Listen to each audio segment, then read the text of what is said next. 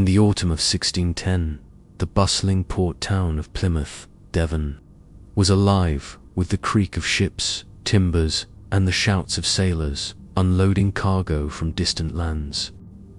Among the town's residents was Peter van der Meer, a Dutch merchant who had settled in Plymouth a decade earlier, seeking fortune in the trade of wool and spices. A wiry man with a quick mind and a penchant for solitude, Peter had carved out a modest but respectable life, his stone cottage on the edge of town filled with ledgers and the scent of sea salt. Yet, for all his success, Peter was a haunted man, plagued not by debts or rivals, but by a spectre from his past. The trouble began in late September, when Peter's appetite vanished. Once a hearty eater who savoured mutton pies and tankards of ale, he now pushed his plate away, his face pale and his hands trembling. His neighbours noticed the change, whispering that Peter looked as if death itself dogged his steps.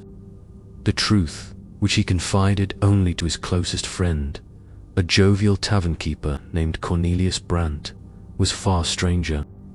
Each night, as Peter sat by his hearth, a figure appeared, a gaunt, hollow-eyed man, his clothes tattered and his face twisted with malice. It was Hans Vroom, a fellow merchant and Peter's bitter enemy in their younger days in Amsterdam. Years ago, Peter and Hans had been partners, their fortunes tied to a single trading venture. But greed soured their bond, and a fierce quarrel over profits ended in a duel by the canals. Peter, quicker with a blade, struck Hans down, leaving him to die in the cold Dutch night. The law deemed it self-defense, but guilt gnawed at Peter, driving him to flee to England. He thought he'd left Hans behind, but now, in Plymouth, the dead man's ghost had found him. Hans appeared without warning, standing silently in the corner of Peter's cottage, his eyes burning with accusation. Worse, he'd loom over Peter's table, his presence draining the warmth from the room and the hunger from Peter's belly. Meals turned to ash in his mouth, and sleep eluded him, leaving him gaunt and hollow. Cornelius, a practical man with a fondness for tall tales, listened to Peter's plight over a pint in the Mermaid's Rest Tavern. "You need help beyond a priest," he said, stroking his beard. "There's a man in these parts who knows the ways of spirits, Sir Walter Raleigh himself. He's back from his voyages, living quiet like near Dartmouth. They say he's learned strange arts from the New World, things to tame even the dead." Desperate, Peter agreed, and Cornelius arranged a meeting, sending a letter to the famed explorer. A week later, Peter rode to Dartmouth, his horse picking through mist-shrouded lanes.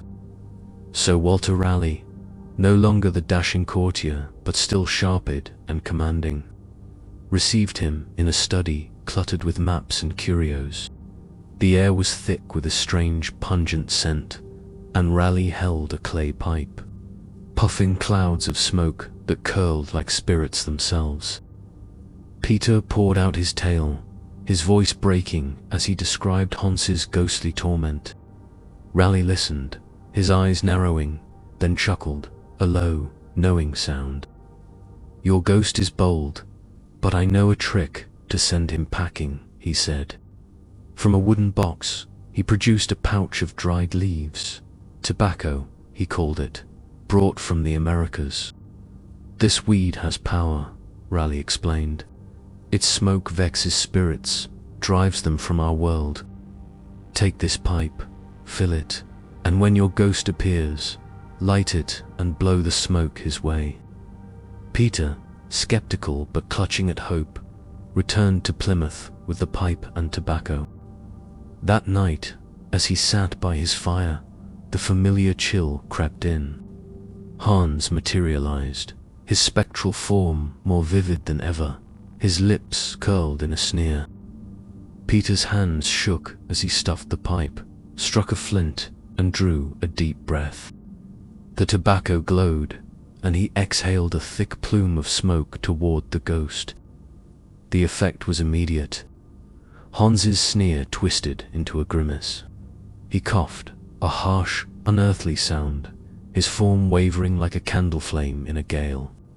Spluttering, he clutched at his throat, his eyes wide with outrage, and then, poof, he dissolved, the smoke swirling where he'd stood.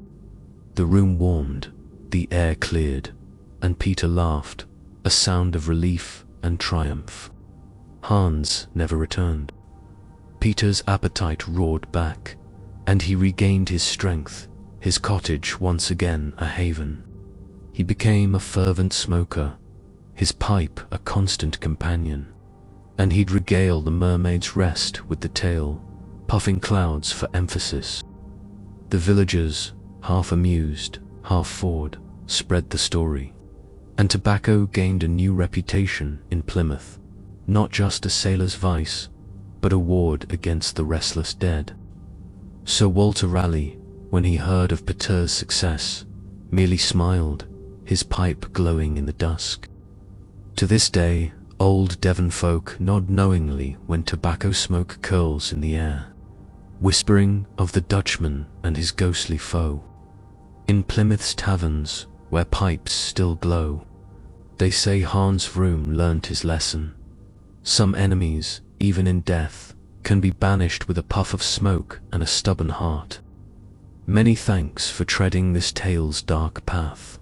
If its chill gripped you, like, subscribe, and comment below.